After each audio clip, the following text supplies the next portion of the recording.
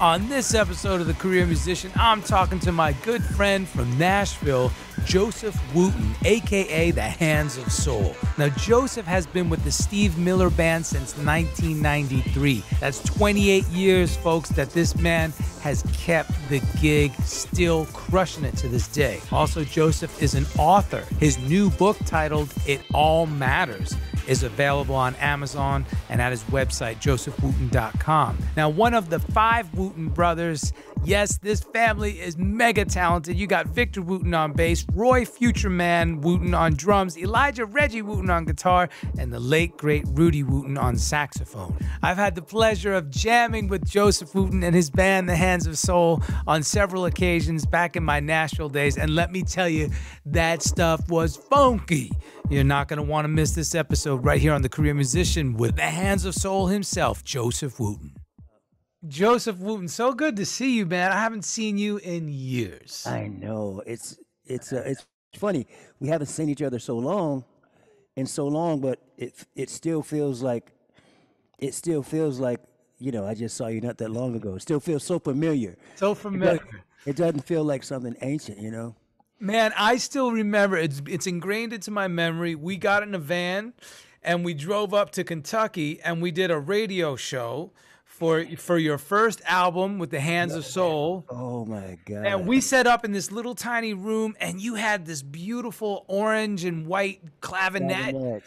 And I just had pedal. Yeah, and you had the wah-wah pedal and I had one guitar with a wah-wah pedal and the bass player, I can't remember his name. Paul Chapman. Paul Chapman, yes.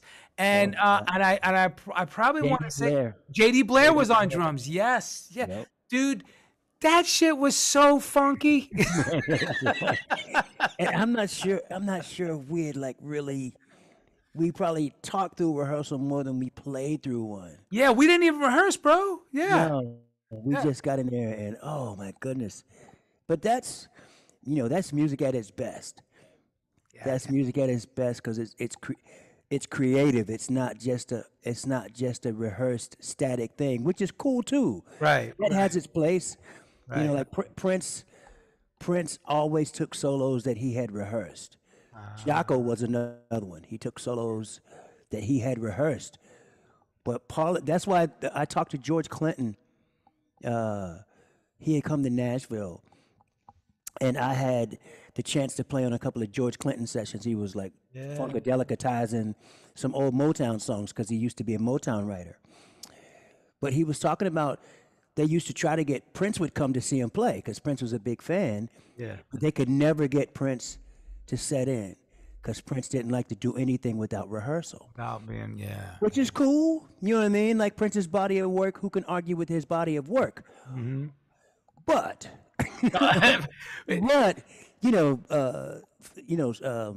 walking the tightrope without a net, it's got its own thing that rehearsal doesn't have. I was just gonna say, you know, when you go, you set foot on the bandstand and you haven't rehearsed, that little nervous energy you have in your heart in the pit, and then as soon as you start playing your acts, that nervous energy starts dissipating through the music, and man, that's magic, right? That's the stuff. Well, that's what creativity is, right? Creativity is bringing something that hasn't been there before, and there's always risk. There's always some risk with creativity, and that's what makes it valuable because you've risked something, and you've gotten something that's never been there before. So rehearsal has its place. It does. Yes. Like that takes creativity too to figure out the thing that you're going to rehearse and batten down the hatches and make iron tight. But spontaneous creativity, there's nothing like it. Like if these questions you're going to ask me today, if you ask me the questions and I had my answers already written out, it ain't going to be the same thing. Even though I might write out some brilliance, it's not going to be the same amount of realness as if I talk off the top of my head and talking off of, just talking off the top of your head, but playing music off of the top of your head or whatever it is, creating in the moment. Yeah. Creating in the moment makes it imperative that you have the qualities to create in the moment. right? You can't create quality in the moment unless you're starting with quality. You can manufacture some quality out of preparing. You know what I mean?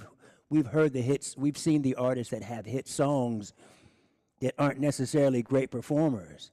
They're people with hits, and that has its place too, right? I would love to be one of those, right? I'd love to be a guy with a hit.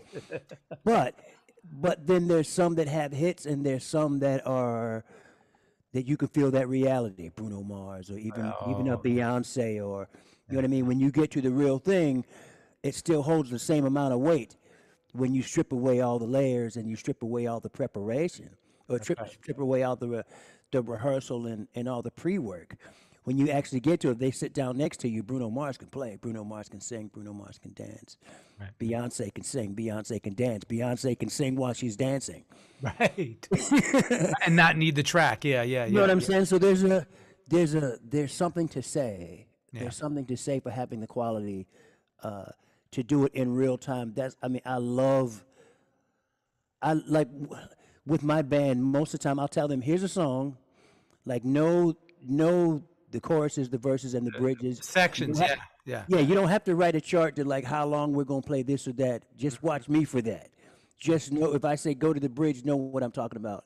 And then we can do this creative thing with this song as opposed to just trying to be the jukebox, because you ain't never going to live up to the real track. Right. You know what I mean? If I play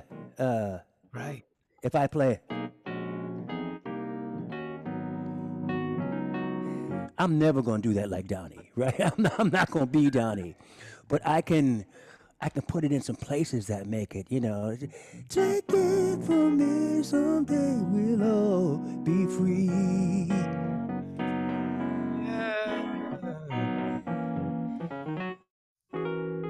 Right? We can go some other places based off of his great work without me having to try to step into his shoes. Right. And too often, you know, the bands, we're trying to be the artist. That thing has already been knocked out of the box. You ain't going to out Prince.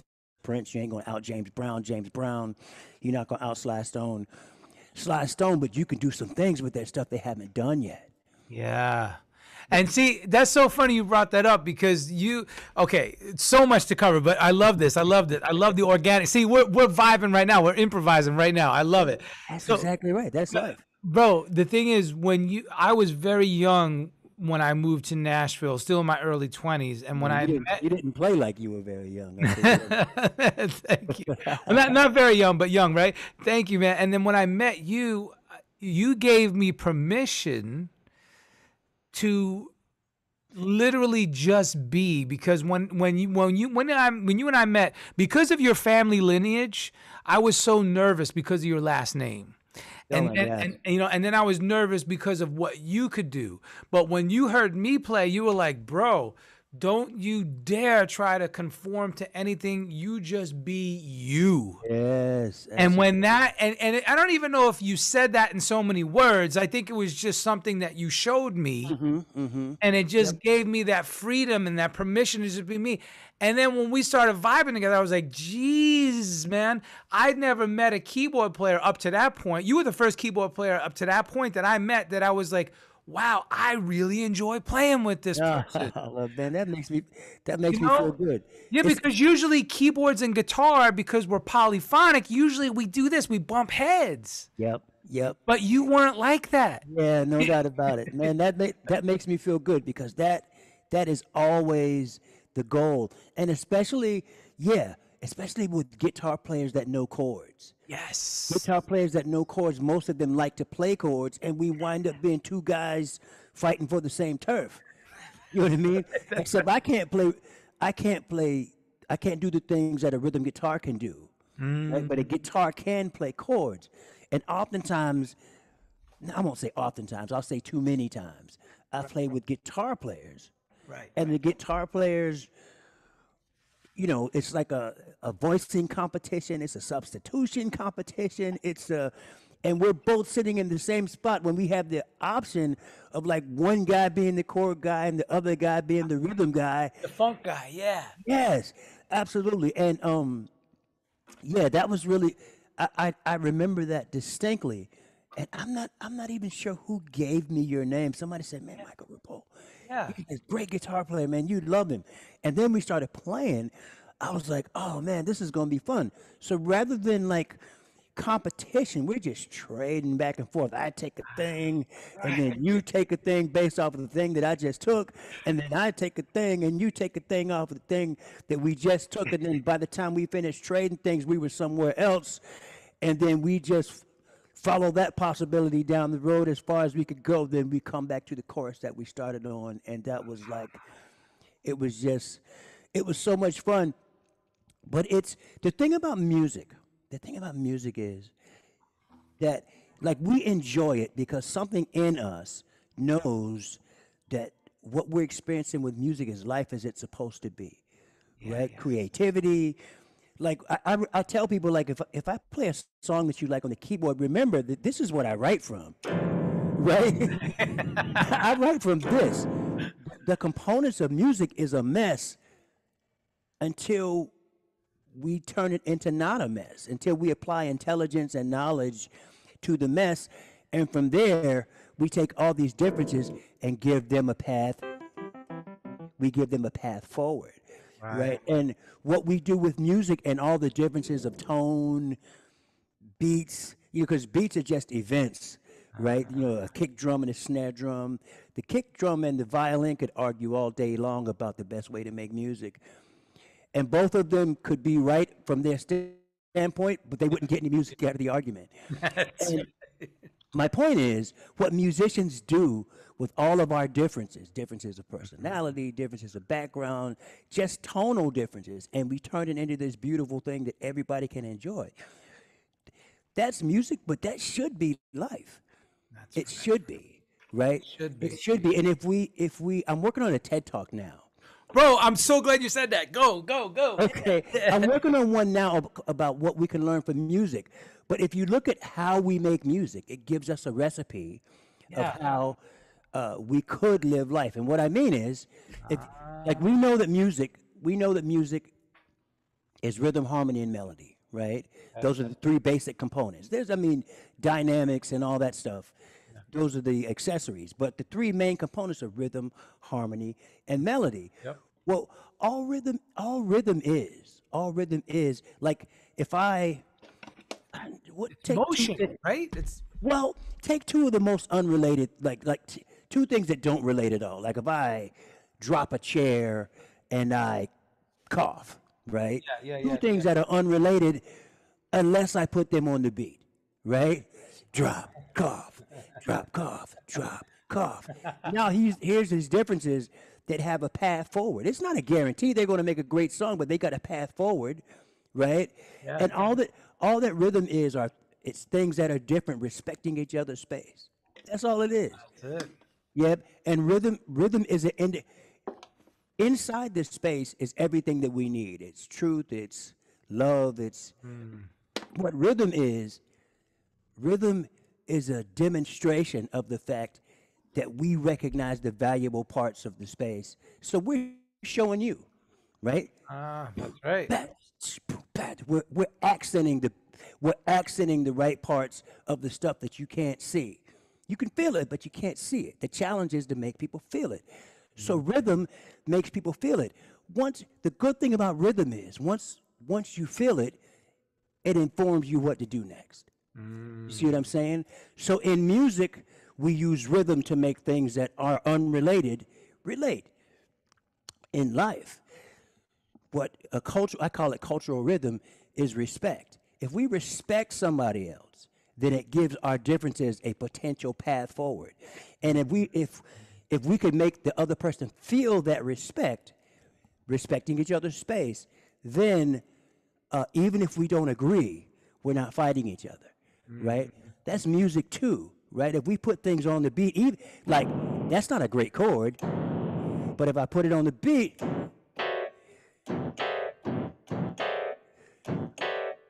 differences have a path forward, right? That's what rhythm is for, to make things respect space. Harmony, right? Harmony is what happens when things that are different respect each other's essence. You see what I'm saying? F and A, no, they're not the same. F can make a great argument on why it's the best note, and A can make a great argument on why it's the best note. But if they're smart, or if there's a composer somewhere, they recognize that F and A, if they work together, can make something better than either one of them. Again, that's a recipe for life. Harmony is respecting somebody else's essence.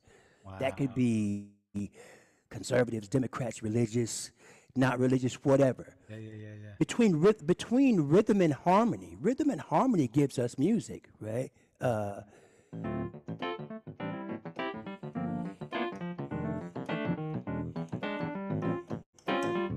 Right? That's rhythm and harmony. Yeah. Now, for me to do that again, I can't really go, Michael, you remember that thing? I can't sing that whole song. So we put a melody on it. A melody is a simple summation. A melody is like the license plate on your car. Rhythm and harmony can create the vehicle, but it needs a license plate to identify it, right? So that's what if I say Beethoven's whatever, you might go, but if I say da da da da, right? And that's what melody is. So between rhythm, harmony, and melody, it gives us a path forward for all the things that we can hear that are different. Out in the world, the respecting of people's space, the respecting of people, the respecting of who they are, not just their proximity, and the way to sum it up gives us a path forward. That's making music after we put the instrument down. That's right. And it's the reason why musicians have an advantage that nobody, I won't say nobody, but few people have, because we have the delivery system of truth that can't be missed. You can disagree with it, but even if you disagree with it, nobody got hurt, right? Nobody got hurt. If in politics, you say something and somebody else is going to come and say the exact opposite just to muddy the water, and then the listener goes, "Well, I'm not really sure. Guns, no guns, peace, no peace, what?" But somebody can come in and say, "Well, all we are saying is give peace a chance." But John Lennon came up with that tune, and he got deported because they're trying to go to Vietnam, and he got young people not enlisting because they want to give peace a chance. He didn't have a rifle and a pistol. He had a microphone and a guitar.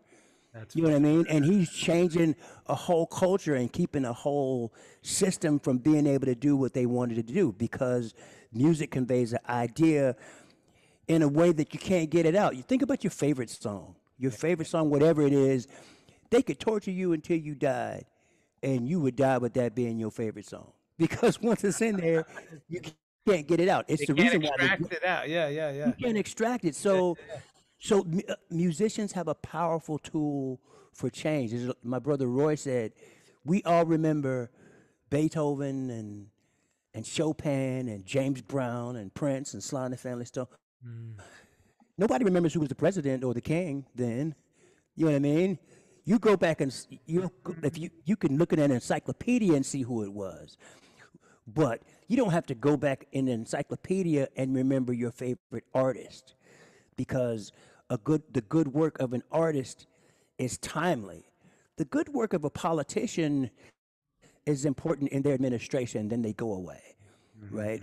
But that Prince music will last forever. James Brown, that stuff will last forever. Beethoven, Mozart, Bach, Brahms, we're still playing that stuff. That's right. You know what I mean? We're still playing it. And that's the advantage that we have, even when we don't know what we're doing. It's the advantage that we have. But if we do know what we're doing, if we are informed, and if we are culturally aware, and if we recognize what culture needs, and if we recognize what people need, then we have a very powerful tool to help people to understand what we need, to help people understand what we need, to help people understand what we need. We need love. We need love. You know what I mean? It's a powerful tool. Woo! I just want to sit right there, man. Yeah, exactly. Yeah. Absolutely. I mean, man.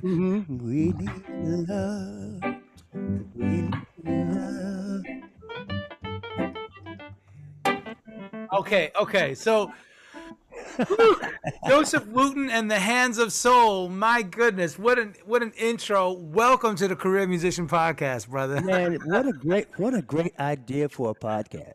Man, thank you. What a great idea. I mean, here's the deal. Look, our mission is simple: to empower musicians with strategies for a sustainable career. Okay. Now, you and I have both had sustainable careers, right? Our careers have sustained over the years. And you and I both know that there's many, many ups and downs throughout any career. Now, I don't care if we were doctors. I'm sure there'd be ups and downs. No doubt. Maybe there'd be less ups and downs, okay? But, who's to say, right? Exactly. Because life happens to all of us, right? No doubt about it. We're all humans. So what I really love about just doing a little bit of research on you, and, I know you personally, we work together, here and there in Nashville, but we've hung out a couple times, and every time it was always a joy and a sheer pleasure. And I always learned so much hanging with you. Whether it was in your living room, rehearsing for a gig, jamming a couple times, I remember doing that, and your kids are over there doing homework and stuff, Man, that was a long time ago. Now they're adults, I'm sure. They'll before the year's out, they'll be 30 and 27. Oh my goodness! See, I mean, come on, 26 and 29 right now. Is that crazy? That's crazy. My daughter's 14, but yeah, I mean, so you get it. But just looking at everything you've done, there's so much to cover. So what I really respect about you is that you were able to hold down a position as a sideman, quote unquote, for so many years with the Steve Miller Band. Now, that wasn't enough because you knew deep down inside that you were also an artist in your own right, also a songwriter, a composer, a producer. And now I see that we've added, and I love this because I'm right there with you, and I can't wait to hear more about everything you're doing, but you've added motivational speaker and author. Now, both of those things are aspirations of mine. See, bam, I love it. No, bring it back, please. All That Matters by Joseph Wooten, What I Believe, Words That I Live By. Yes. I love it. So Joseph Wooten Wisdom. Okay, so I want to hear all about this. Now, the stats, okay? So I always say that as musicians, we're not athletes. So stats don't really apply to us, but I know a lot of people, that's how they use that's the barometer they use to measure our legitimacy, okay? So when we say 3 times Grammy nominated, or we say, these accolades or those accolades, you deserve all of that and more. But some of the stats are that you were 3 times Grammy nominated. You're the keyboard player, vocalist with Steve Miller in the Steve Miller Band since 1993. How about that? And now you're the author of All That Matters, I Matter, You Matter. I can't wait to hear about that. You're a part of the Horses for Heroes and Operation Song 2 programs that help veterans. So, I mean, yes. Bro, you have so many things coming down the pike. You have so many things that you've already accomplished. I just want you to take the reins and tell us about it. Okay, well, here's the thing about a career as a musician. Like, I was talking to a friend of mine, Toddy Funk. Toddy Funk, Mr. Lawton. We're going to get him on the podcast. Yes. Absolutely. So I'm talking to him, and I said, in my head, I always see this image of like this journey that musicians are on, headed to the shining city on the hill of musical success, right? And on the way up this mountain to the shining city is all this different level of carnage. You know what I mean? There's a skeleton that died 100 years ago, and then there's a guy that the birds are just starting to pickle, and then there's a guy still struggling up the hill. Because the truth of the matter is, is that there's more capable musicians than there are spaces for capable musicians in terms of having a career. But I wrote on my personal Facebook page years ago about advice for a young musician, and I just wrote it because I wrote a bunch of them, and one of the memories came up, and I saw that it had been shared about 400 times. Wow. And essentially, what it was saying is that we won't all have the chance to be successful in the way that we think we want to be successful. Hit records, That's right. radio play, touring. That's right. But real success is not measured in what you've done, it's measured in who you are. And that's very attainable, right? If you can play hypothetically, if you can play an instrument well, there's a lot of good to be done with playing that instrument well. Right. If you're just trying to get on television, there's not enough room for all the people qualified to be on television. But there's elderly people to play for. There's veterans to play for. There are children to play for. There's relatives. There's old people have nobody to talk to live their whole life, outlive their spouse. There's a lot of good things to do with music. There's issues to sing about. We used to be locked out. We used to be locked out of the recording business back before the internet, right? The only way out was like to try to get a record executive to hear you so you could like get a record deal and make your way to radio. That's right. But hold on, Osiris. That's all right. Working. But that's given way to the internet, which means that everybody has a voice now. Now that's good and bad depending on what you have to say. Right? The best part of the internet is that everybody can be an artist, and the worst part of the internet is that everybody can be an artist. But there's a lot of good that can be done, and whether success really is how much good have you done. Because if you don't have that character, you'll find out when you get to the top of that shining hill that it's still empty. Oof. It's still empty unless you have the stuff to fill it up with, right? If you're somebody that doesn't trust people, even if you get a hit record and you're a millionaire, you'll have a million reasons not to trust people. Some of the most unhappy people I know are people with a lot of money, right? Money doesn't fix it. It intensifies. Like it amplifies it, right? Yeah. It amplifies your needs for character. Yeah. I'm fortunate enough to with my mother, when we were learning to play, we were really good young. Like we opened for war. Victor and I learned to play music from my oldest brother, Regi. Regi was 10 years old. Roy was 9. Rudy was 8. Rudy was blowing the recorder, and we were living in Hawaii. Roy was beating on everything. Regi took Roy's ukulele. He was good right away. He's 10 years old. And for whatever reason, this is the story that needs telling. For whatever reason, Regi knew that we could have a band. So he says, the 5-year-old me and 2-year-old Victor, if you do this and you do that, we can have a band.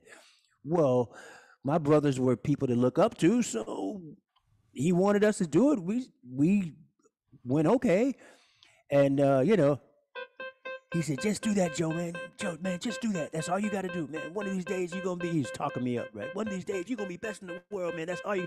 And then he took his ukulele and went, and right away we're playing Wilson Pickett, like my first singer.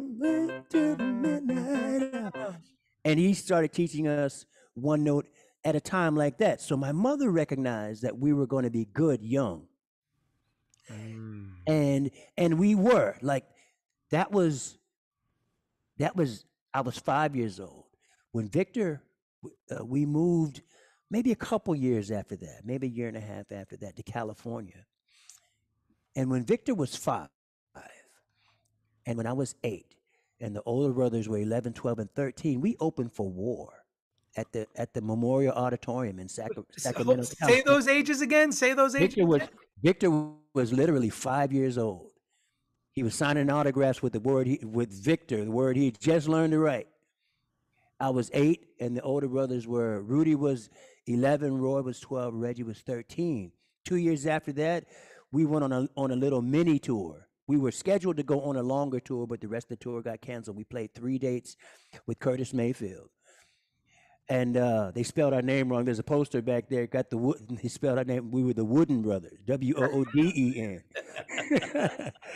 But my point is, That's incredible. First of all, my mom, so they knew that we would do what it took to be good musicians. But my mom, especially my mom, my dad too, knew that that wasn't going to be enough.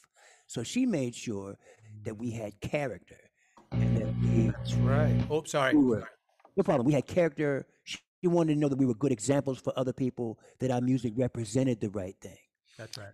But she wanted to make sure that we had what she called a strong foundation. My parents grew up. My mom was born in 1934. My dad in 1930. Wow. In North Carolina. So what they grew up in, especially for people that were black, was tough. So they knew these young black kids get ready to play music needed to be articulate and prepared and full of character. So that's what she worked on. And what she would say is, in essence, if you do those things, you'll be successful, whether people know it or not. See, she would say that oftentimes. She'd say, you're successful already. Other people just don't know it yet. And that's the part when people are trying to be successful, they want the success, they want accolades. They want the things that bring accolades, and there's nothing wrong with that, right? We want hit records, show other people a physical record of your work. That's right. And awards and a star on the Walk of Fame. But everything that's worthwhile, not everything that's worthwhile gets you accolades, but they're still as necessary. So I was in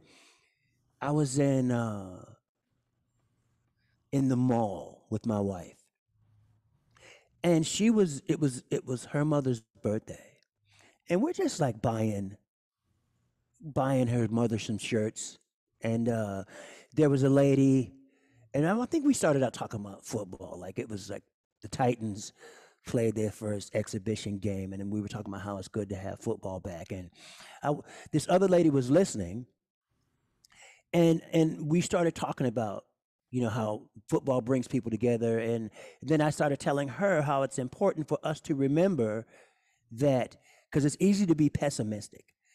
And you're not wrong when you're pessimistic, but it's better if we put things in perspective. You look at the country from where it's been to where it is now. Like, you know, I was with my wife. I was like, in 1966, this would have been against the law, right? I could get 3 years in jail, right? I mean, it was, you know, it wasn't legal until 1968, I'm sorry, 1967, and not until 2001 in Alabama for interracial marriage. But what I was telling her is that if you look at where the country has been, right, 2.5 centuries of slavery, we got over that, followed by 100 years of Jim Crow. Black people had the right to vote before white women did, right?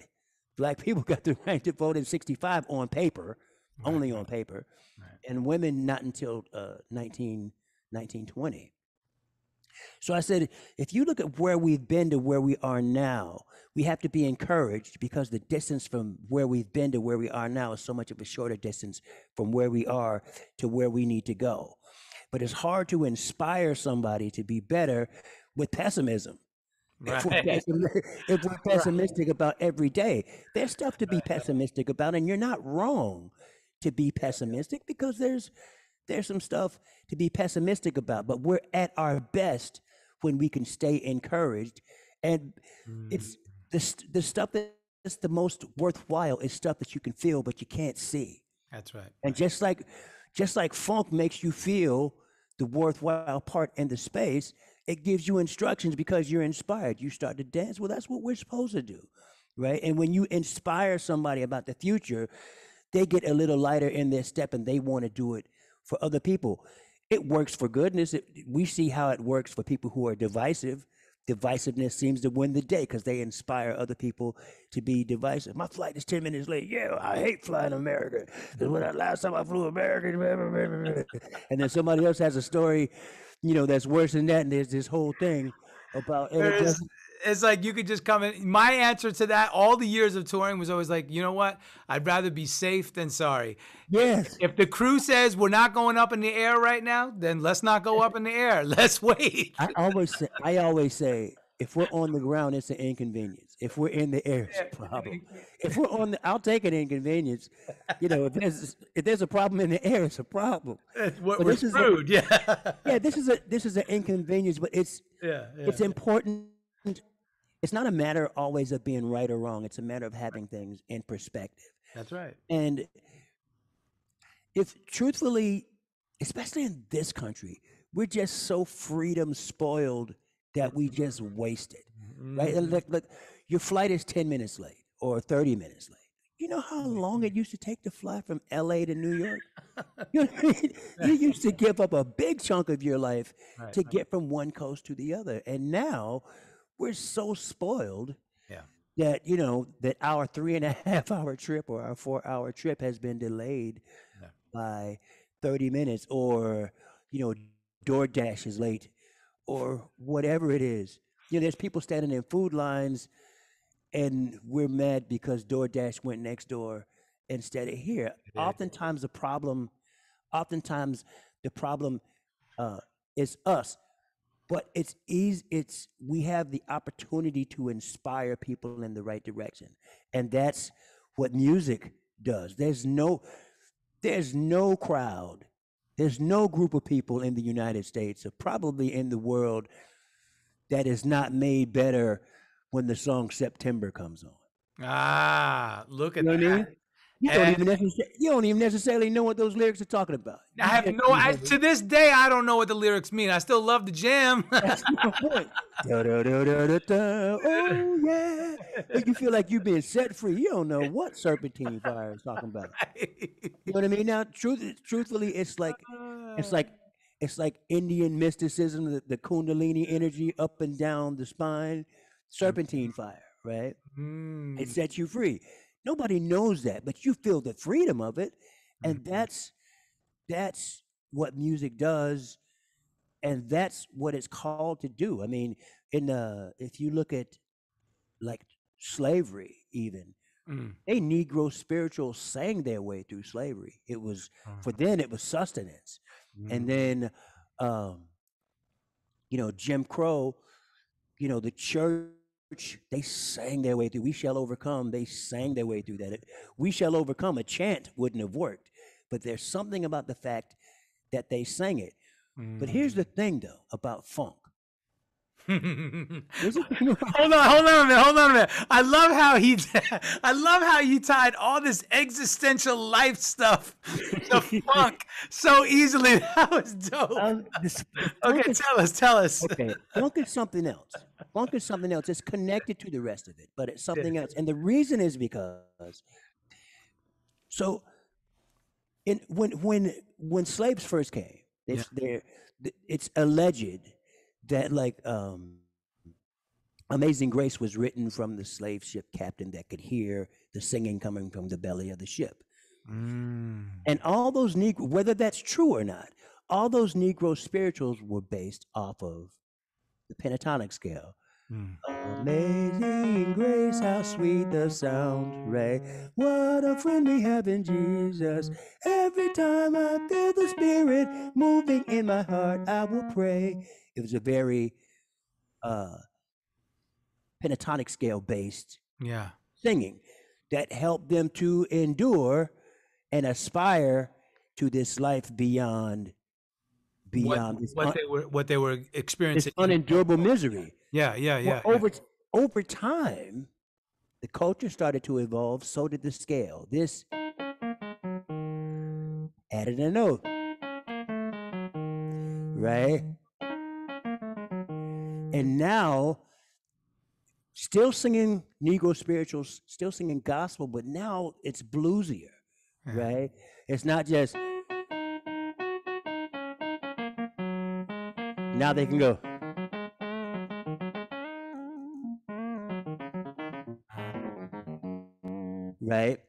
Now that's a different expression. Now that's the blues. Blues add that rhythm in. Now it's boogie woogie. Now gospel is jumping, right? Gospel is jumping. Yeah. Then the funk comes. James Brown. By the time James Brown, at that point, that's not just R&B. That's funk. Yeah. Right. But here's the thing about funk, right? Like the blues is singing about misery, right? And the blues is making something beautiful out of misery. Nobody loves me but my mother. She might be jiving too, right? I love it. Nobody loves me but She my might be mother. jiving. And she might be jiving too.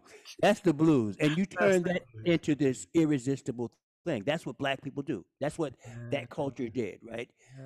Like it's like you send them chitlins. You're not even worthy to get the best part of the universal symbol for filth, the pig. We're gonna send you the pig's guts. Black people turn it into a delicacy, right? Doesn't mean it was ever good for you, but they turn chitlins into a delicacy. So in comes the funk. The funk is not singing the blues. The funk is a free man's music. The funk is the triumph, is culturally the triumph from all of that struggle. It's still related to it. It's not unrelated. But funk is, listen to the titles, Soul Power. Thank you for letting me be myself. Get on the good foot. You can make it if you try. Funk is a free man. Funk is a free man's music. Yes. James Brown just came right out and say it loud. I'm black and I'm proud. Say it loud. I'm black and I'm proud. James Brown also knew. James Brown also knew that with the funk, he could change culture because he knew his people needed help, and he knew that he could deliver it. So, like when he and Bobby Bird would talk, I read that when he and Bobby Bird would talk about the funk, a lot of times they'd whisper. If somebody else walked in, they didn't need to hear the conversation. They'd either stop till the person left, or they'd talk a little softer, because they knew they had the tools to change culture. What James Brown was trying to do was give his people opportunity. He knew that in a way he was black people's manhood, and he was their example of the chance for success. So he didn't try to sound educated. He made sure he still sounded like he was from the street. He sounded like he was from the South, and he was still available to his people. People could still get up close and touch him and watch him get on his own jet. But his goal was, he knew black artists couldn't get on white radio. So his goal was to buy enough radio stations so we have our own radio. There you go. Right? So that's what James Brown had two bands. He had two bands. One band would travel while the other band played, and he would play every night with his jet. Flying when we saw him in 1970, 69 or 70 at the Memorial Auditorium, I think it's the greatest James Brown band that he ever had, with Bootsy on bass and his brother Catfish on guitar, and Mayfield and Fred Wesley and Pee Wee and St. Clair and he had Johnny Griggs playing percussion too. Wow. That was the other thing. But we saw him, and at that time he was doing 335 dates a year because he had a plan. Right. And he was Floyd Mayweather before Mayweather. He was his own promoter. Look at that. Yes. So when you paid whatever that amount of money was to go see the show, you were paying James. You weren't paying a promoter. James would get a little old college cat, some dude that would love to promote for James, and pay him, but he wasn't getting money like the Live Nation of the time. Live Nation wasn't there yet. But now, the promoter gets some money and they pay out. James Brown was making all of his dough, and he was buying radio stations. Now the FCC came and shut them all down. I don't know if that was fair or not. I don't know that story. Wow. I know that they got rid of that plan, and James Brown, wound up going to prison, and he wound up, having drugs and all of that. But James Brown stopped a riot in Boston all the other big cities were burning. If all the other big cities were burning, probably Boston was probably going to be, you know, I won't say that it should have burned, but it probably would have been one of the first ones to burn. I'm not going to say that they should have burned. Right. I'll say that they didn't burn because of James Brown, though. Right. Because music, they used music to bring out the best in black people. Right. It's the same thing with Summer of Soul. Summer of Soul. Have you seen that documentary? No. Okay, so Summer of Soul, it happened the same year as Woodstock. It's basically a black Woodstock in Harlem. Oh yes, I did see. Yeah. I saw the trailer for it. I have not seen it, but I've seen the trailer. You got to see it. But the reason that they did it was because in the '60s was a tough decade for the country, but especially for black people, because for the first time in the '60s, the federal government looked like they were finally going to start trying to undo what they had done to black people over those centuries. Right. John F. Kennedy was the first one to send down federal troops to integrate schools and to help black people move forward. He got killed. That's right. Right? Malcolm X got killed. Martin Luther King got killed. Bobby Kennedy got killed. So black people, you know, as they would say, catching hell, city after city, cities were burning. So to keep that from happening in New York, they had that Summer of Soul series. Every week, they had new black artists coming to Harlem. They were trying to appease black folks to the point that they even let Black Panthers be security.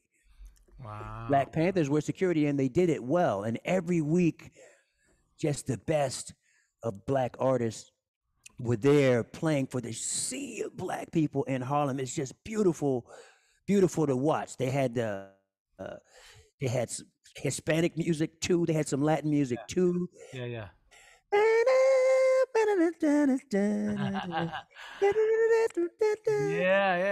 They had that weekend. They had a gospel weekend. There's Mahalia Jackson and a young Maven Staples singing "Precious Lord."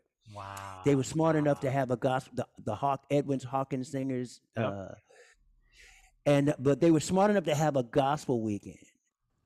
Because, you know, there were older black folks there. And, you know, on Mahalia's face, you can just see the pain of just those decades of struggle. I mean, Mahalia Jackson, when Martin Luther King would get really low, so it was reported that he would call Mahalia Jackson sometimes in the middle of the night just to hear her sing "Precious Lord" to him, just to bolster him. But the reason I've gone this long thing is because that's the highest calling of music, is to bring out the best in us. That's right. That's what it does. And when we do it right, it brings out the best in people in a way that they can't deny, because rhythm gives you instructions on what to do. And dancing is us at our most natural, right? We're at our best. We're at our best when we do what comes natural. We're at our worst when we do what doesn't come natural. Hold on a minute, Joseph. Speak for yourself. Dancing does not come natural to me. No, I'm not the greatest dancer. I got two left feet, bro. Yeah, what I mean is, I'm messing with you. I'm messing. Yeah. No, I'm not the greatest dancer either, but the movement that inspires. No, I get it. Absolutely. It's us at our best, and we're at our worst when we make a habit out of what doesn't come natural to us.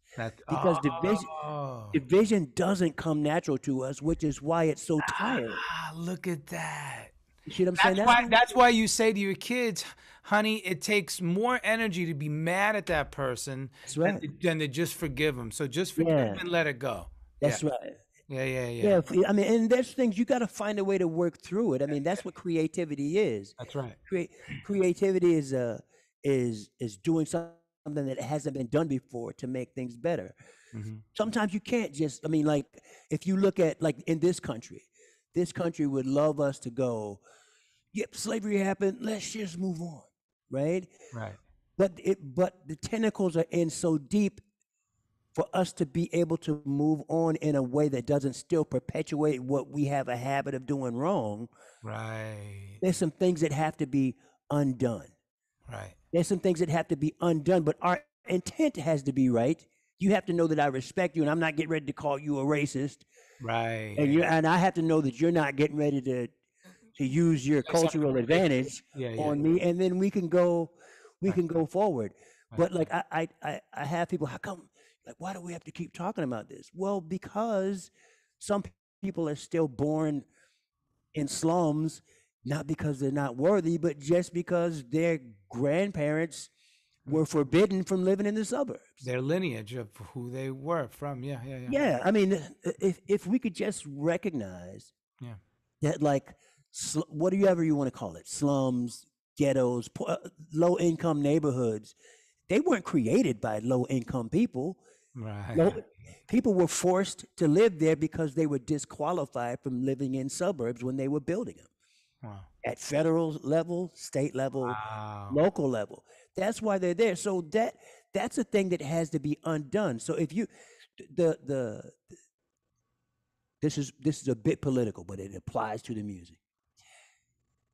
The GI Bill after World War II, they were saying to the soldiers, because you serve the country, when we build these suburbs, you have a house guaranteed, a federally backed loan and a house guaranteed. That makes sense, except they weren't guaranteed to black soldiers, right? So what does that do? If No, you're that's playing, fucked up, bro. That's yeah, fucked up. if you're playing Monopoly, you know how to win a Monopoly. You buy property. You buy everything. Yes. So if you World War II ends and you get a home in World War II, right? Well, that means you can borrow against the value of your home. You get that tax credit for being a homeowner.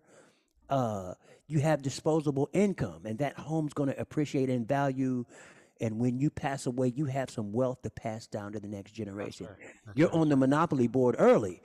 But black people weren't on that Monopoly board. Black people weren't allowed You didn't even have access. Yeah. which means that they live in those places you complain about. They live in overcrowded apartments, tenement housing, homeless, back on the farm. Section 8 and all that. Yeah. Yes. So that was the case until 1968, from about somewhere in the 30s until 1968. So that system is already set. The affluent live here, the non-affluent live there. Now, the unfortunate part of the reason we need to solve it, the reason we need to bring out the best in each other, is because what was initially intended for black people affects all of us. There's more poor whites than there are poor blacks. You see what I mean? So that tenement house, those overcrowded apartments, not only black people live there. Like when I used to do a bunch of motivational speaking in Buffalo, New York. Yeah. Some of the schools were definitely underfunded, overcrowded. Outside the school, there's too much violence, too much homicide, and more police, right? So here's a school that's underperforming. Some of the schools got 20 languages in the school, and the test is given in English. So when the students that are immigrants take this test, of course they fail it. Of course they're going to fail. Then the state looks at it, No Child Left Behind. The state looks at it and goes, well, this school is not doing what they're supposed to do. We shouldn't waste money on this school. They pull that school's funding, ensuring that they fail, right? Ensuring that the people that need it the most don't get a chance. Meanwhile, and the other thing about schools is that schools are paid by property tax, right? So when the affluent get a chance to live here, and those who aren't affluent are forced to live here, and then property tax, they put a static amount so it'll be fair, right? So in an affluent neighborhood, of course you're going to get a school that's well funded. Because there's more property tax being paid. Because there's more property tax being paid. Poor people don't assess their own property, No. right? They don't get a tax break. They're getting taxed on everything. They're making less. The school is overcrowded, underfunded. The neighborhood is overpoliced. And then you go, well, how come you guys aren't making the same grades as these kids, right? And you get punished. You get punished for the circumstances forced upon you. Now, the downside of it is racism doesn't just affect black people. It's a poor people thing, right? And there's all kinds of poor people, but our bad what doesn't come natural, division, is now a habit, right? Is now a habit. We tend to see things culturally when they should be seen economically, right? There's poor people, there's truthfully more poor whites than there are poor blacks, right? But we need to solve it, because as long as anybody, as they say, injustice anywhere is a threat to justice everywhere, right? I like that. Yeah. Well, that's Martin Luther King. That is what music can cut through, right?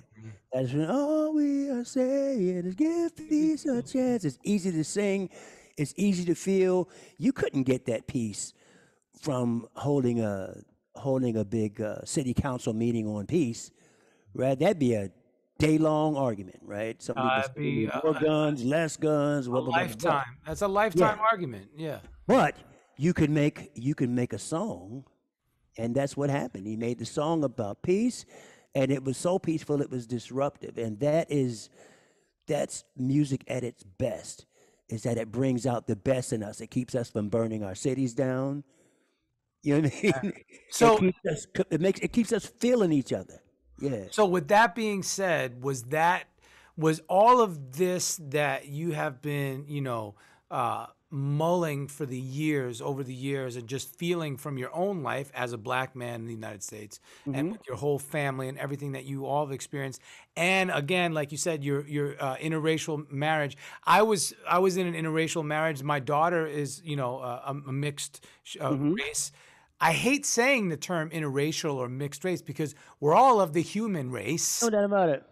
And so I don't even like that terminology. I don't think, but all these things that you've experienced, is this why you created I Matter, You Matter, and then, the nonprofit that you and your wife founded, and that you guys are? Yes. So it started when I was in Buffalo, New York, doing all this motivational speaking. I was home watching a movie called Freedom Writers. Yeah. And, I saw the saying. Yeah, a great film, great piece. Great movie. So at the time, my then wife had just got a Chihuahua. Chihuahua of all things. We were always big dog people. Then there's this dog this big. So, but I was watching that movie, really inspired, and I'm outside, and this song is coming in fast. I pick the dog up, bring him inside, and this song is for the one that's not the champion, the one that has been trampled on, and maybe you don't have a home, and your name is unknown. I'm doing it fast. You don't get enough publicity. You're not the right ethnicity, or maybe you don't know your mother, not as famous as your brother. This is what you got to do. See that no one means more than you. And even when you're fed up, you've got to keep your head up and say that I am here. I am here. And I matter. Right? That's beautiful, man. That's beautiful, dude. And so the song wrote itself really quickly. Yes. So when I used to go to Buffalo to speak to these students, I would know that they don't want to hear somebody talk for 30 minutes, 40 minutes. So I would always make sure there was a piano there, and that song really resonated with the it seemed like the tougher their life was, the more it resonated. This song is for the struggling single mama and the chemically addicted, the physically constricted, and the wrongfully convicted. I can't say I know your pain, I won't say that I do, but behind even the darkest cloud, there's a sky that is blue and the sun shines too. The toughest pressure makes a diamond, and that diamond is you. So even when you're down and out, from the highest mountain you shout, I am here, I am here, and I matter. And it's a very inspiring. Dude, come on, Joseph, man. So from that song, I did a video for that song, and then from the video came the website. From the website came the charity. Okay, so everybody can go to josephwooten.com and see all your body of work, your videos, your songs, and then from there, where can people find the nonprofit information? Go to imatteryoumatter.com. Y-O-U matter. imatteryoumatter.com. You'll see the nonprofit. In fact, there'll be an advertisement going up either today or tomorrow on September 11th at Rudy's Jazz Room, the club that's named after my brother Rudy. Wow. Yes, awesome. named after my brother Rudy. Man, God rest him, man. What a beautiful spirit, man. Yeah. We miss him every day. My heart goes out, man. Well, so on September 11th, I'm going to be doing 2 shows there to benefit homeless veterans. It's a homeless veteran benefit. At Rudy's Jazz Room, there's going to be an 8 o'clock show and a 10:30 show. Okay, on September 11th. Okay. September 11th. You'll see the advertise. If you go to rudysjazzroom.com, it's going to be on my website. We're going to put. We just got it together yesterday. Beautiful. But it's music is there to make things better. So from the song came the video, from the video came the website, from the website comes the charity, and the charity is there to honor diversity and certainly to help to take care of veterans, especially the homeless ones, because the word homeless and veteran should never be in the same sentence. It's so true. It shouldn't be. It's one of those things. It's unfortunate that as many things as this country has gotten right, that's one thing that it's never gotten right, is taking care of its soldiers. All the way back to before George Washington, we weren't fully taking care of our soldiers. So, all right. So this is the philanthropic side of Joseph. You give back, man. I love that. Your giving spirit. For the sake of music and the career musician, I want to talk a little bit about you. Sure. And I want to talk about your music and what you've done. And so first thing, I'm gonna ask you a few little questions here, very specific questions. Number one, you said it when you started off.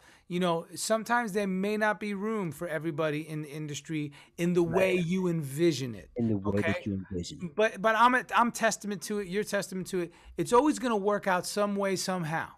Now, it might be a different variation. It might not be the permutation that you were hoping on.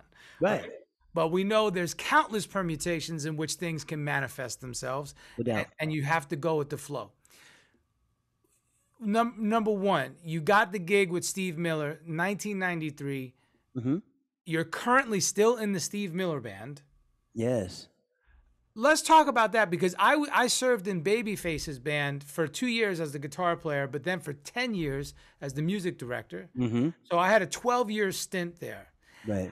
And for you had, you're going on a 20-year stint. So I 28. I'm sorry, 28-year stint. Geez, what am I talking about? Yeah. It's all good. So forgive me. Sorry. There's something to be said about longevity and loyalty in the business.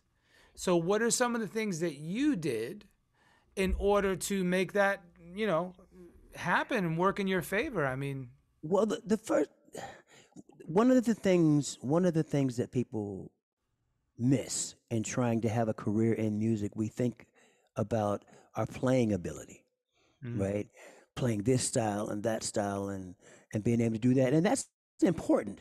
That's important if you ever get a chance to get your foot in the door, to be able to do the things that are asked. But once you get that foot in the door, the thing that enables you to keep the gig is what I call the stuff that doesn't require talent. Being on time, being prepared, being easy to be around, being able to handle it when you feel that you're right and the person in charge is wrong. That gets a lot of people. That sends a lot of people out the door. I had to learn that lesson the hard way a few times early on in my career. Yes. Yep. So, the advice I would give to a young person trying to find out how to make a career in it is to concentrate not just on the hours that you spend on the instrument, concentrate on your hours off the instrument, Mm-hmm. what kind of person you are, because that's the thing that will enable you to keep the gig if you're fortunate enough to get the gig. And there's too many people that don't learn that one. I mean, Jaco Pastorius didn't have a great ending, even though he was a great musician. Yeah. Right? There's a lot of people. There's a lot of people that happens to. The other thing that I would say is that you have to, like you were saying, you have to keep your eyes open for when things don't go the way that you envision them. Right? When I was a kid practicing and playing, you know, in my head, I saw myself being like, you know, well, once the record deal didn't happen with the Wooten Brothers, I saw myself being like, you know, a band leader, Sly Stone kind of guy, you know, where the funk was going to be my thing and, you know, and all of that. And then 28 years later, I'm the keyboardist in a classic rock band. You know, he's a rock and roll Hall of Famer, but, you know, that was a detour from what I thought. But when the opportunity presented itself, I took it. So my advice would be set a goal. It's important to set a goal because setting a goal and like pouring yourself into that goal brings out the right part. You know, hard work, perseverance, focus, determination, all that stuff. But don't let that make you tunnel vision. Keep your eyes open so that if there's a detour in the road, you'll see it. Right? Tunnel vision is good if the thing that you thought you wanted to do was actually the right choice, but you don't always know what the future holds. That's right. So if I just had been tunnel vision, I'm going to be the funk man, then this 28-year opportunity I would have missed. So set a goal, pour your heart, your soul, everything into that goal, but keep your eyes open for other possibilities because chances are the future is different than you thought it was going to be. That's right. And that's, for me, I got the Steve Miller gig. And like you, I started out as a sideman. I'm still a sideman. But because I did it the right way, my importance in the band has grown. Right. So when I started out in the band, Norton Buffalo was playing harmonica. And Norton was a world-class harmonica player and a great singer, too. He was like Steve's secret weapon. If there was a solo, he threw it to Norton. Norton was the guy that he felt like he couldn't do it without. Norton passed away. Oh, man. So, and Norton used to also double his lead vocals, which is a big deal. So they were like, "What are we gonna do? You know, Norton's not there. Double Norton." And I was like, "I'll double his lead vocal." So now I double Steve's leads. I know what everybody sings. I know what everybody plays. And because of that, my importance in the band is going up. Not because I'm brown nosing, but just because I'm doing what I do. I learned to do it well. Yeah. And it's working in my favor. So like found out tomorrow, I believe, that we're getting ready to switch drummers. I think the drummer had been in the band maybe 6-7 years longer than me. And you know, we're getting ready to for unforeseen circumstances, like we're getting ready to do the this 9/11 concert. We're recording it on Saturday, but it airs on 9/11. It's called the Never Forget concert, and we're going to be doing it with another drummer. So, you know, it's going to require that somebody knows the music well. Right. So, you know, I would say, in terms of your question, know what you're doing, do it well, be somebody that people want to see again. And the longer you're there, the more your stock will rise. Stock rises, yeah. And that's the reason why you see a lot of bands and you go, why is he in the band? Or why is she in the band? They don't play that good. They've been in the band for 15 years. Because they want to see them again. Yeah. And I know a lot of great musicians that aren't there anymore. Yeah. Just because they were great on the instrument, but once they took the instrument off, you know, that tour bus ride or that ride to the airport or the hang, what some people call the hang, you got to get a good hang. Yeah. If people don't want to hang with you, like we did a tour, Steve Miller Band did a tour. We were co-headlining with Journey. And so Tower of Power would play, we'd play, Journey would play. And Tower of Power, I'm like, what are you guys doing playing first? I mean, these guys, great band. But what, there's 6 horns, maybe Yeah. six horns, and there's the rhythm section, then there's the vocalist, and then there's the house mixer, and maybe there was a 2-man crew and a tour manager. So whatever that number is what's on the tour bus. There's no room for any of those guys to be a jerk. Right. No matter how good you play. That's right. You know what I mean? There's no room for it. So again, be good at what you do, be equally as good, probably better at the things that don't require talent. Being on time, looking the part, being easy to be around, and especially watching who you are when you disagree with the person who's in charge. You got to handle those. You got to handle those well. Carry yourself with extreme diplomacy at times. No doubt about it. We did a Steve Miller gig one time. Lester Holt was following the Steve Miller band around, and on this particular day, Steve had said, with the cameras rolling, Joseph, you're on the bridge of Serenade, like you've been out of tune. And I said, he says that's unusual because normally your pitch is pretty good. And in my head, right, I'm thinking, I'm not sure if that's me, right? but I heard somebody else on Facebook. I saw somebody else on Facebook said, Joseph Wooten said, and I said that being right all the time shortens the shelf life of your career.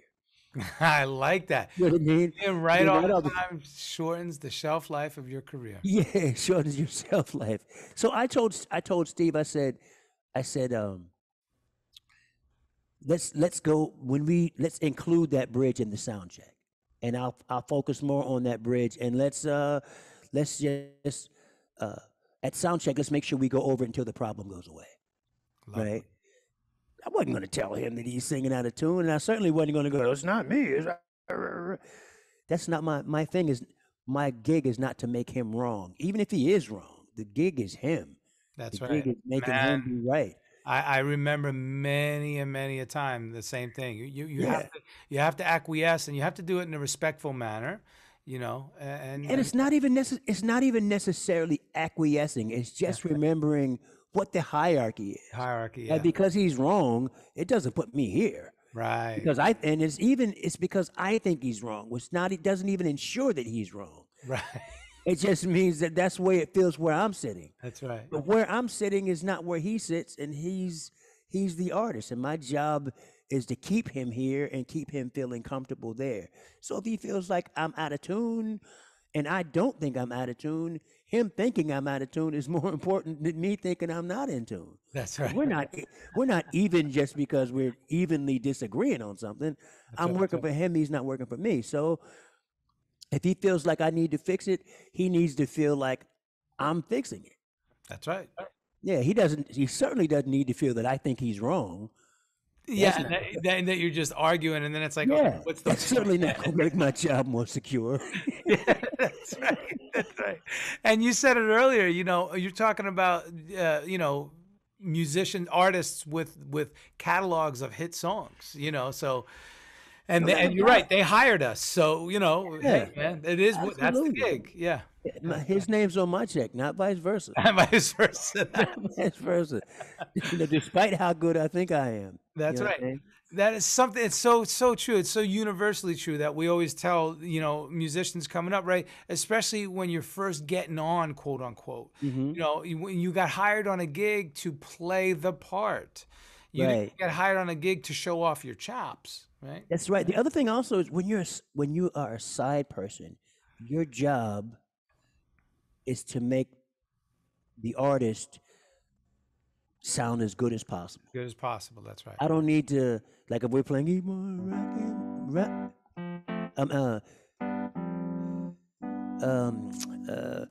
go on, take the money and run, right? Yeah. Go on, take the money. Right? If people look at me and go, wait a minute. That's not my job, is to get people to take their eyes off of him, right? That's not on the record. I don't remember the piano riff. It's not even the keyboards on the record. That's the whole thing about my gig. Most of the hits don't have, besides Fly Like an Eagle, Most of them don't have keyboards on them, Right. right? So my thing is to put keyboards there in a way that still makes him feel comfortable, because he's the artist. He's the one that's been with the song for 40 plus years, Right. right? So I hear a lot of young musicians, and they'll say to the other person just before they go on stage, say, "Do your thing, man. Do your thing." Yeah. Well, the gig is more than just doing your thing, right? The gig is doing their thing.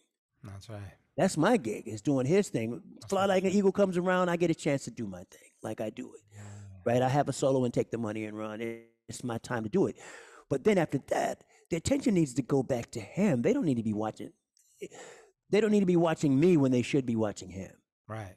Right. And that's the gig. But it's easy to forget when you don't have that experience, and you're trying to move up. you're trying to get that next gig. Man, You don't get the next gig showing up the artist. Yeah. Amen to that. All right, so something else I want to talk to you about. Sure.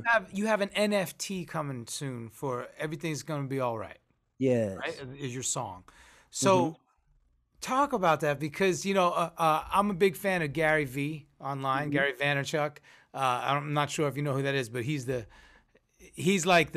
he would be maybe the Tony Robbins of today's generation. Okay. Right? And he's speaking to all the kids, and motivational speaker, and he's been big on the NFTs. And it's funny because NFTs have this, what do you say? They're a little ambiguous. It's like, they're a little convoluted. So the thing with the NFT, so my wife and I have started a company called SJ10. And SJ10 is there to simplify the NFT, and we're still in the process of simplifying it.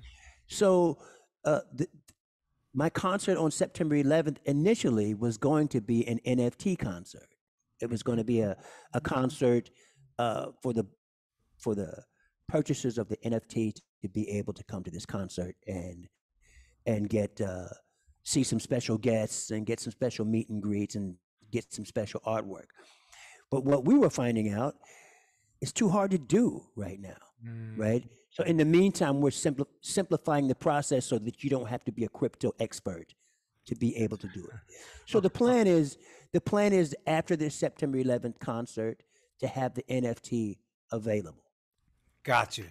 Okay. Right? But the cryptocurrency in and of itself is a bit convoluted for people that don't understand it. Me being one of them, right? Me as well. Somehow we know that in the world, things that are rare are valuable, right? That's why gold is valuable. All the gold in the world could fit in one Olympic-sized pool.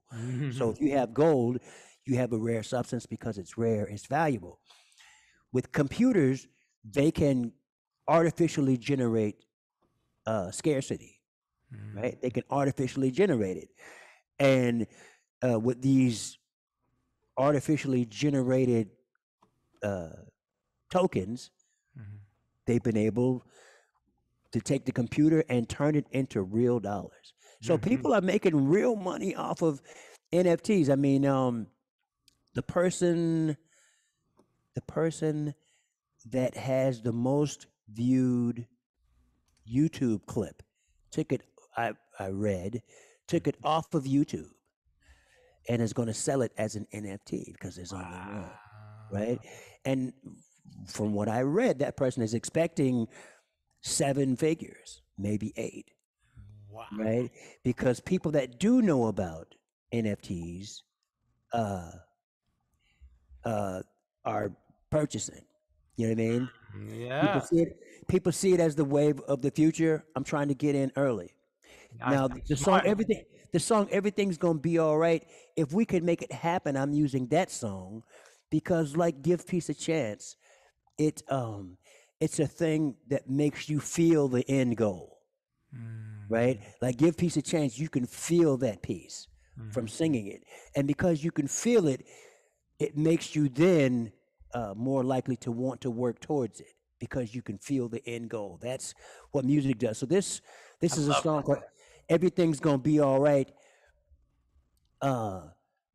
if you through this song, my hope is that you'll feel that everything's going to be all right, and if you do, you're more likely to work towards it. Because if you're pessimistic, who's going to work for something that they don't think is going to ever be, right? And that's music is inspiration. Music helps us to feel what's in the space, right? It's perfect, man. You bookended it perfect. You started with Lennon's "Give Peace a Chance." Now you're coming back around with "Everything's Gonna Be All Right." Your composition, I mean, that's what it. Yes, same purpose. It's the same purpose. That's the purpose of music. Music is inspiration. The tool of inspiration is notes and beats, but the goal is inspiration. It's art. Art is there to inspire. It's art with notes and beats. Some people do it with paint. Some people do it with movies. But the goal is inspiration. And all what inspiration is that substantive, invisible stuff between the spaces. Right? You can feel the beauty of the wind, but you can't see it until you throw up some confetti, right? Wow, look at that. That's a good one. So my point is, what we're trying to do with music is to get people to feel the right stuff. Yeah. Right? Because in that space is everything that we need to go forward. But you can't see it, you can only feel it. So especially funk music, we put accents on the right stuff so that you feel it, and it gives you instructions on what to do. Man, it's not just right. That's on the beat too, right? But it's not funky until you put accents.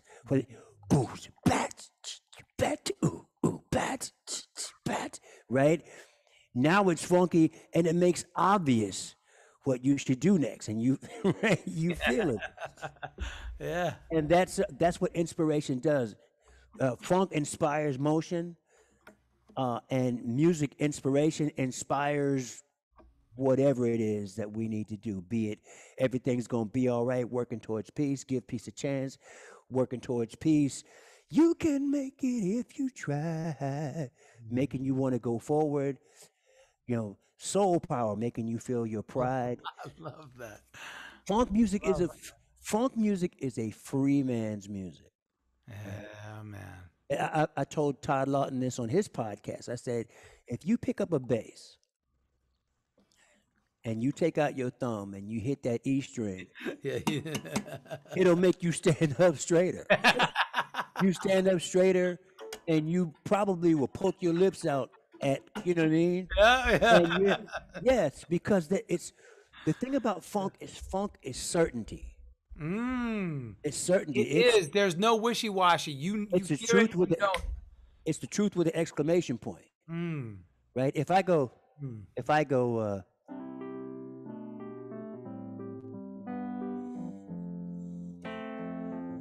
you may feel it, right? But that's that sentence ends with a period.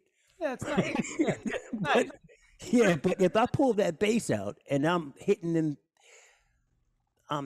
I'm plucking, and those drums are doing, that's the truth with the exclamation point. That's certainty, right? It's certainty. It's not. It includes the blues. It includes those Negro spirituals. It includes all the pain of the past, but it's transcendent from that. It's freedom music, which is why we like it. Which is why, and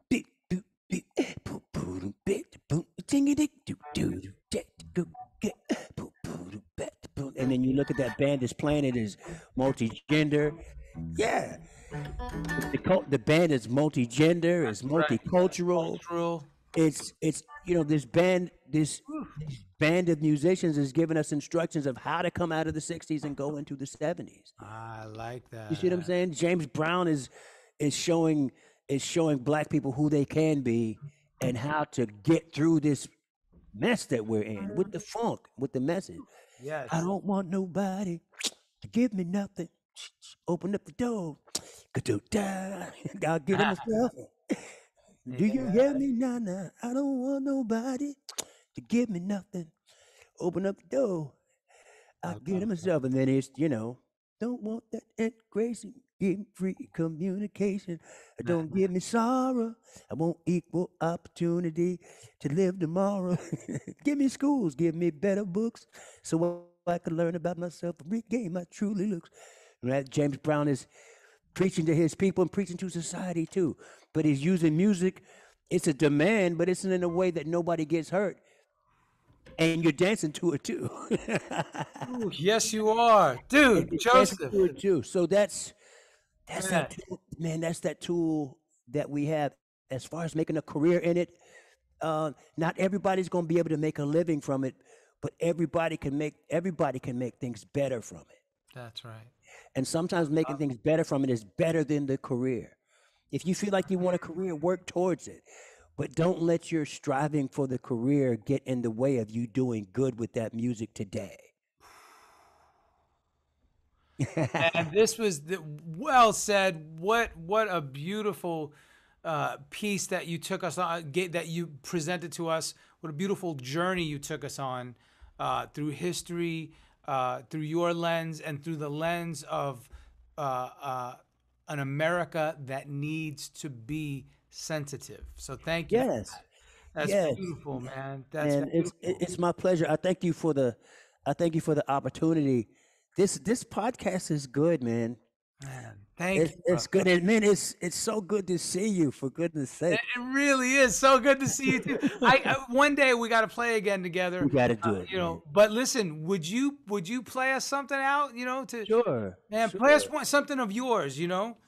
All right, let's see. I'll kind of noodle around even with the latency. Let's see.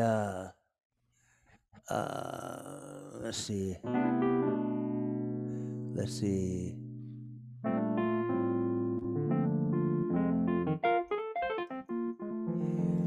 All right. So since I'm going to be playing at Rudy's Jazz Room, I'll play this song that this is a song that I wrote for my brother Rudy because he had a nice childlike heart, and he passed away 2010 July 12th, and so this is a song called "Make Me Like a Child." Let's see.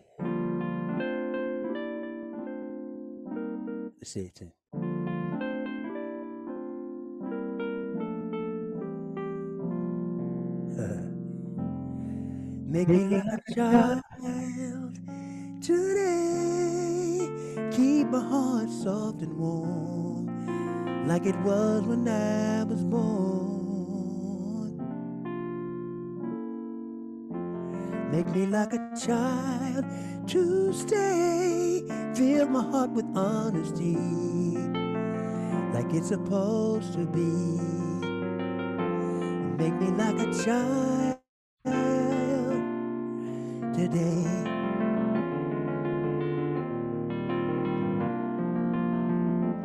Make me like a child right now.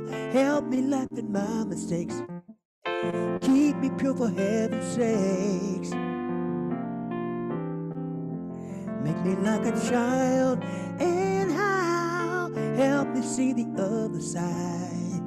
Help me laugh when others cry. Make me like a child. Hopscotch and double dutch, hide and seek and paper cuts, ice cream with extra nuts, and a night of trick or treat. I wish I could go back again to build my castles in the sand, to see the purity in man. Make me like a child again.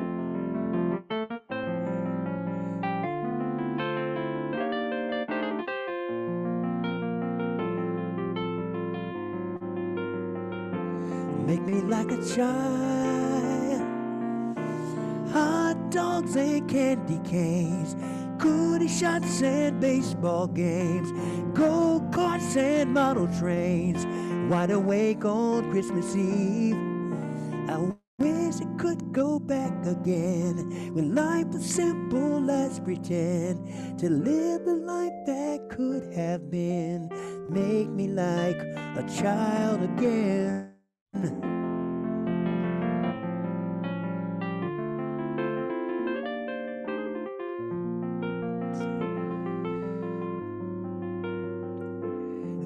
like a child. Make me like a child. Make me like a child.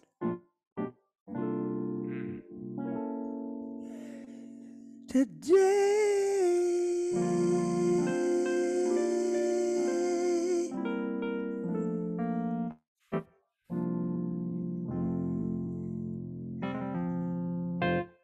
Joseph Wooten, my goodness, man. You know, you said funk has an exclamation point.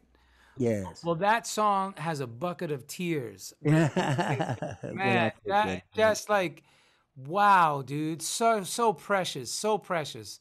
And man, that- I appreciate you, Michael Rapole. Wow. You're doing a good thing, man.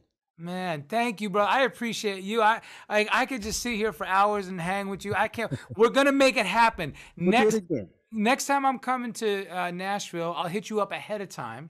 Yes. And if you find yourself out west, I know you know a lot of people, and you gotta, But if you find yourself out west and you know it, just shoot me a text and say, "Hey, man, I'll be there." Blah blah blah.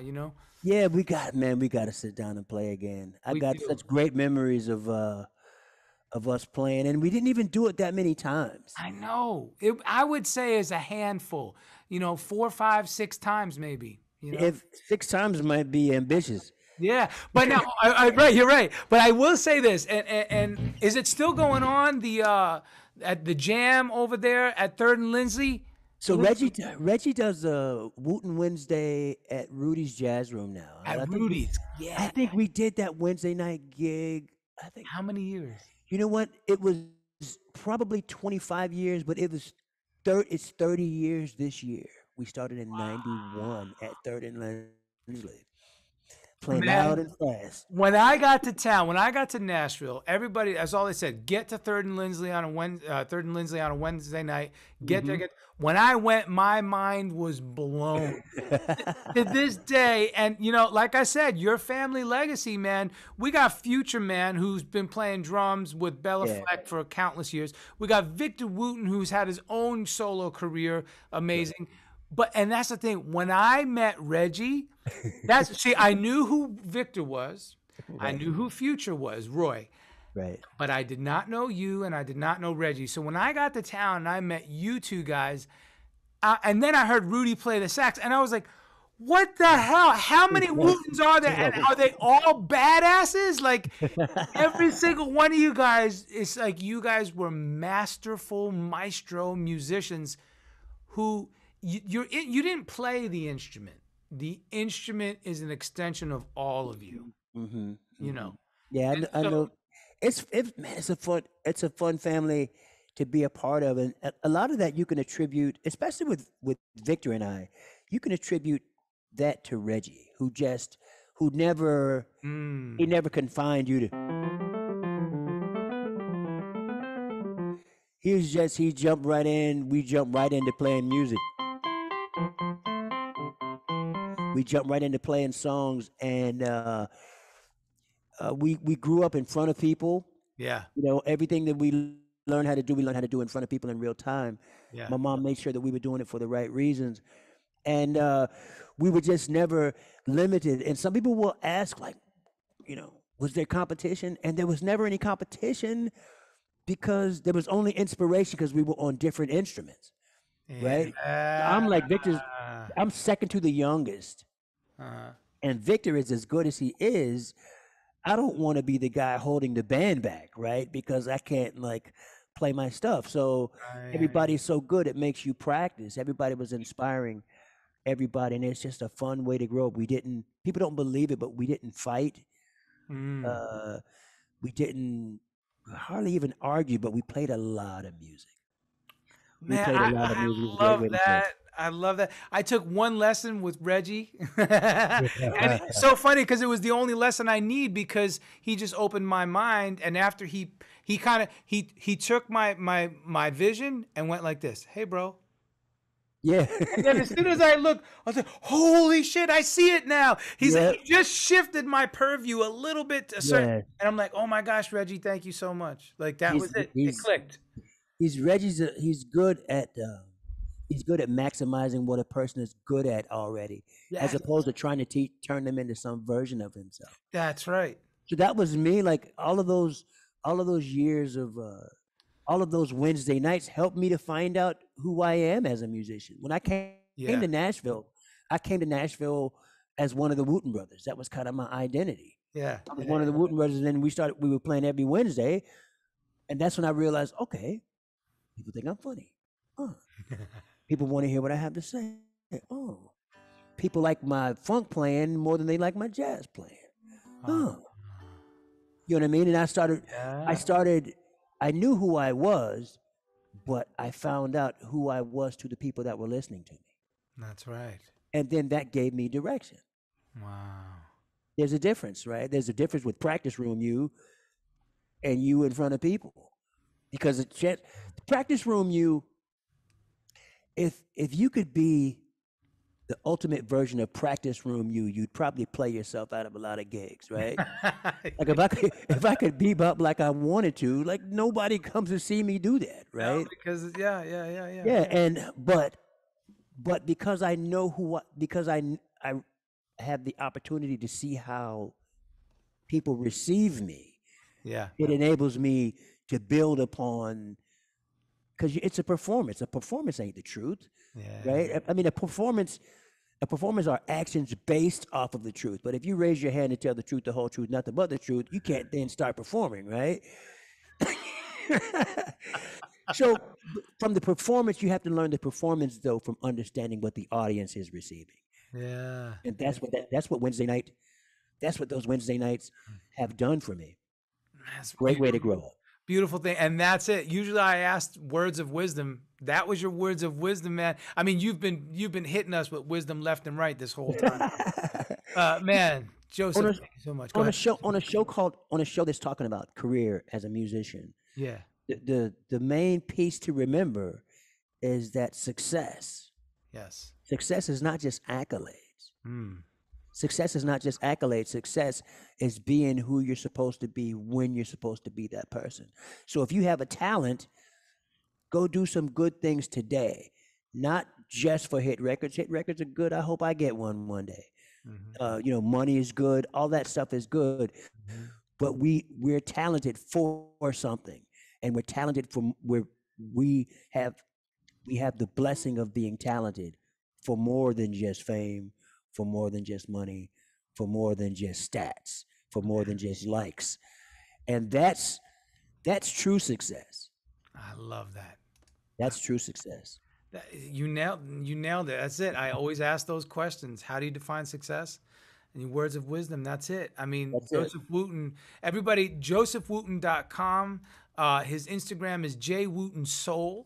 That's right. And you can find everything from there. IMatterYouMatter.com. That's his foundation. That's right. And I have a new single that's getting ready to get a video on the 25th. Nice. A video song called Nashville, the Music City. Nashville, the Music City. I love where the girls are pretty. Where you can listen to the Hands of Soul or hear Conway Twitty from the to the Columbia. Yeah, it's gonna be good, man. You can go hear the song now if you go to YouTube and Nashville, the Music City, Joseph Wooten. You'll hear it. But the video is coming. Recording the video on the 25th, and should be available not long after that. I love it. I see it everywhere. All right, ladies and gentlemen, Joseph Wooten on The Career Musician. Woohoo! You are the man. I'm so grateful to you, man. Man, well, we're grateful for each other. As I always say, we see other people's goodness with our own. So if you see it in me, it's because you have it. Amen.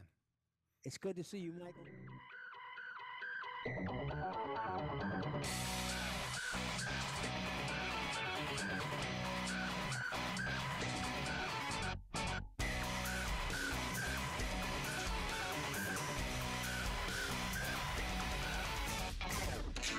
Keep